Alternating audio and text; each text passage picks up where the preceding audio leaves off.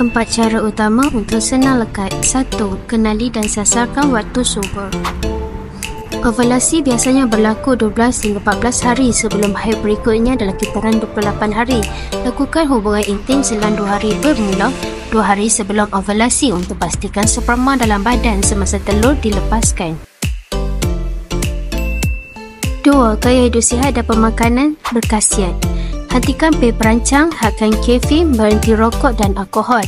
Amalkan makan sayur, buah, protein dan kaya asid folik asid, omega 3, vitamin D6 seperti susu protein. Teknik selepas hubungan.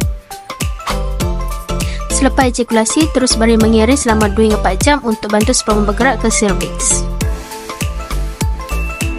Amalkan susu protein. Susu protein mengatur kitaran haid dan ovulasi, terutamanya untuk masalah haid tidak teratur, PCOS, cyst, fibroid, gugut dan keputihan.